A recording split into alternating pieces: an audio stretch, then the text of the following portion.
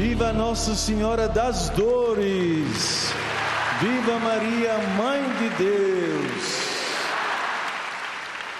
Querido Padre Marcelo, pároco, reitor deste santuário, querido povo de Deus, louvado seja nosso Senhor Jesus Cristo! Para sempre seja louvado. Vamos começar esta reflexão, esta homilia, com uma pergunta. Você sabe que eu gosto de fazer perguntas, não é? Só que eu não gosto de não escutar nada do outro lado, eu gosto de escutar uma resposta. Tentação é pecado? Tem uns nin. Quem acha que tentação é pecado? Pode baixar a mão. Então Jesus é um pecador. Jesus foi tentado. Olha como é bom perguntar, tá vendo? Se Jesus fosse pecador, Jesus já não seria mais o Filho de Deus. Porque São Paulo diz numa das suas cartas: nele não foi encontrada nenhuma sombra de pecado. Ele veio, morreu pelos pecados do mundo, mas ele não foi atingido pelo pecado. Portanto, olha que bom perguntar, tá vendo? Tentação não é pecado. A tentação leva a pecar, mas a última resposta diante de uma tentação é nossa.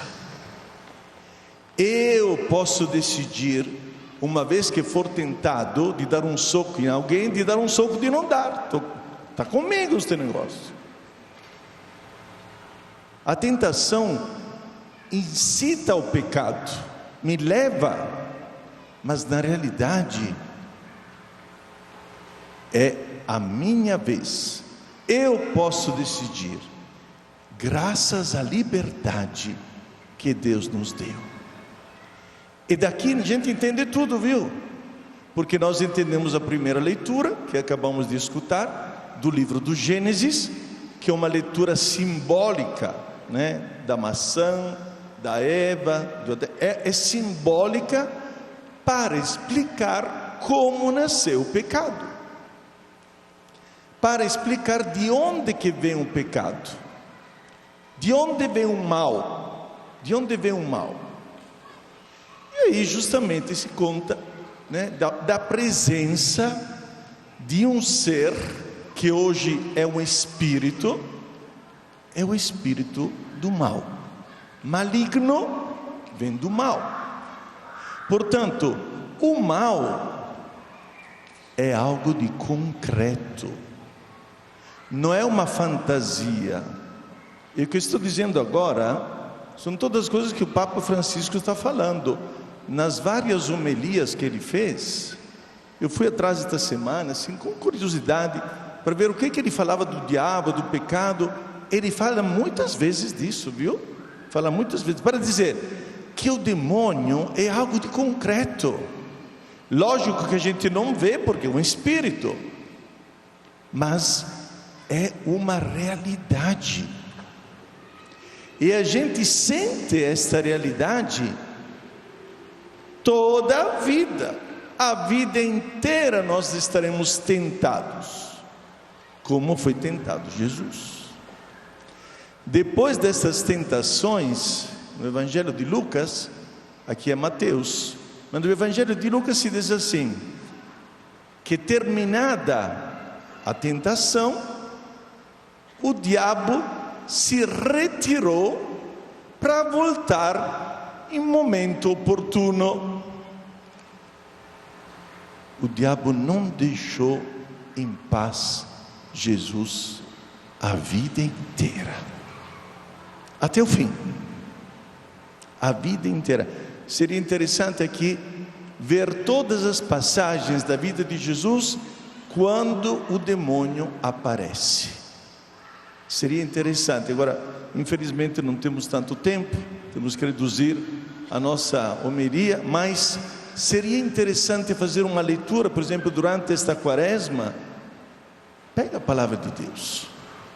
Escutamos no Evangelho: não só de pão vive o homem, mas de toda a palavra que sai da boca de Deus.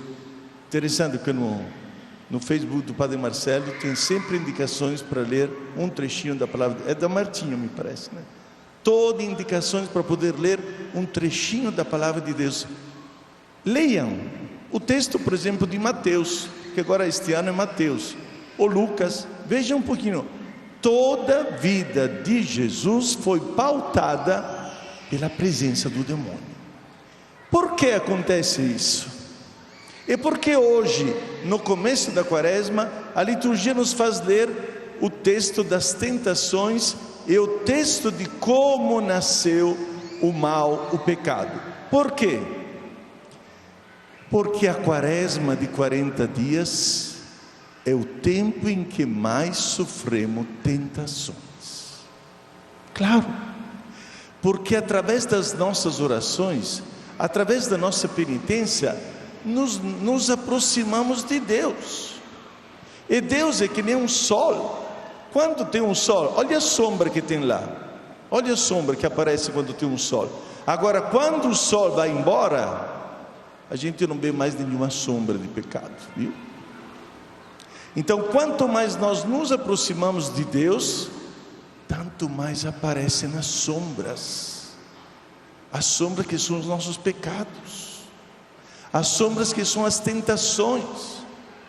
Portanto, preparem-se, porque estes 40 dias serão tempo intenso de tentação, se você estiver vivendo bem a quaresma. Quer que eu faça um exemplo? Durante a quaresma nós costumamos fazer um sacrifício, uma pequena penitência, né? Tem pessoas gordinhas que nem eu que renunciam aos doces, por exemplo. Tem outros homens que renunciam à cerveja, graças a Deus, ou renunciam ao fumo, graças a Deus. Então tem sempre uma pequena penitência. Meu Deus, aquela sexta-feira que a gente deveria fazer jejum, nunca tive tanta vontade de comer como aquele dia. Nunca. Passa na frente da geladeira, não posso. Depois volta na frente das bolachas, não posso. Mas a vontade de comer para morrer mesmo, uma vontade intensa. Quando você faz um propósito, e você não faz este propósito só para si, faz este propósito para solidarizar com quem está sem comer. Campanha da fraternidade deste ano: fraternidade e fome. Renunciar às pequenas coisas, renunciar a um prato de comida, renunciar a um doce, renunciar a alguma coisa. A gente deveria fazer isso em vista de, não por uma coisa pessoal, fazer pelo bem dos outros, para solidarizar com os outros, para solidarizar com aqueles que não têm nada. E quando você se coloca nesta perspectiva de agradar a Deus através de um sacrifício, de uma penitência, meu Deus, o demônio vem com tudo. Evangelho de hoje: Jesus foi ao deserto para ser tentado pelo demônio. Quando nós entramos no deserto da nossa vida para poder encontrar Deus, porque o deserto é isso, nós somos tentados. Mas voltemos à primeira leitura, o livro do Gênesis, que me parece muito importante. Deus recomendou, olha, deu um monte de plantas de fruta para todo e quanto é lado, cheio de plantas de fruta. Mas Deus falou: desta árvore você não deve comer, porque esta árvore é a árvore do bem e do mal. O que Deus queria entender com isso? Árvore do bem e do mal. A árvore do bem e do mal é a árvore da lei, da lei de Deus. Os mandamentos são a lei de Deus que nos indica o que é bem e o que é mal. Isto é, quem pode determinar o que é bem ou o que é mal, escutem bem, é só Deus. Só Deus. Qual foi a ousadia dos humanos, de Adão e Eva, que somos nós, né? Qual foi a ousadia de Adão e Eva, aconselhados pela serpente? Porque a serpente, a diferença de Deus, Deus queria bem a Adão e Eva, tanto é que criou um jardim cheio de felicidades, jardim do Éden. Como a serpente não gosta do homem e da mulher, enganou-os. A serpente entra na nossa vida, cuidado, com enganos. A serpente quer nos enganar. E qual que é o engano da serpente? Fazer aparecer mal o que é bom, e fazer aparecer bom o que é mal. Esta é a armadilha da serpente, que dura até hoje, até os nossos dias. O que ela prometeu para Adão e Eva? Se vocês comerem desta árvore do bem e do mal, isto é, se vocês tomarem posse do bem e do mal, se vocês decidirem por vocês o que é bem e o que é mal, vocês se tornarão deuses. Adão e Eva se tornaram deuses?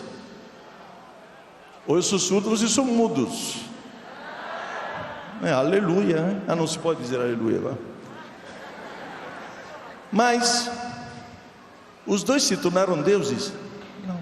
Então a semente mentiu, porque o diabo é o pai da mentira.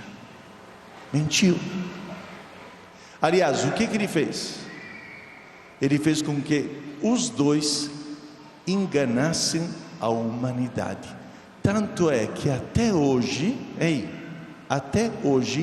quem determina hoje o que é bem e o que é mal, é como dizia o saudoso e falecido Papa Bento XVI, se chama de relativismo. Relativismo. Isto é, hoje nós não sabemos mais o que é bem e o que é mal. Por quê? Nos deixamos enganar pela serpente. Nós não sabemos, aliás, nós preferimos decidir por nós mesmos o que é bem e o que é mal. Não decide mais Deus por nós, nós decidimos. Isto é,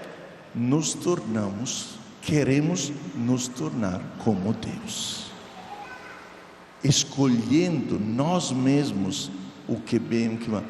Por que a sociedade está indo desse jeito? Por que existem as guerras? Porque alguém pensa que com a guerra o seu território aumentará e com certeza terá mais frutos, mais sucessos. Olha aqui, aparece como bem, mas na realidade quantas pessoas estão matando? E nós podemos continuar deste jeito e analisar que a nossa sociedade hoje está indo rumo a um abismo, porque a criatura quis se colocar no lugar do Criador. Existem tantos laboratórios no mundo inteiro, onde hoje acontecem manipulações genéticas. Isto é, a pessoa não é mais como Deus a criou. O homem quer fazer da criatura aquilo que ele quer. Se não me engano, escutei nesses dias, e não me lembro mais aonde, em que nação, de que milhares de embriões foram congelados e todos serão analisados e manipulados geneticamente, Porque a criança que nascer tem que ter certos olhos, certa cor de cabeça, certa cor de cabelos, certa altura, etc. Pelo amor de Deus, que eu não crie um outro José Negri, se eu não me mato. Deus me livre, um outro que nem eu, já basta um no mundo, né? Gente, o que está acontecendo com isso? O humano quer ser Deus. O humano quer ser como Deus, determinando Ele mesmo o que é bem e o que é mal. Este é o grande pecado da nossa humanidade. Mas alguém poderia dizer: ô Dom José, vamos lá, agora o que nós vamos fazer? Meu filho, vamos colocar em prática aquilo que diz São Paulo: combati o bom combate. A nossa vida é uma luta imensa. Contra quem? Contra o pecado, contra o mal, contra o maligno, contra o demônio, chama como quiser. Contra tudo aquilo que vem tirar de mim a presença de Deus. Eu tenho que lutar contra tudo isso, contra estas tentações que o mundo hoje me apresenta num prato cheio. Olha, eu não toquei no assunto do prato do prazer, mas o prazer está acabando com um monte de pessoas. Por quê? Eles querem fazer da pessoa humana, da sexualidade humana, aquilo que eles querem, não como Deus criou, como eles querem. Vocês estão vendo como realmente está acontecendo? É uma revolução. Estamos na beira do abismo. Eu gosto daquela música que o padre compôs. Maria passa na frente e pisa na cabeça. Hoje é o dia que podemos cantar este canto, padre.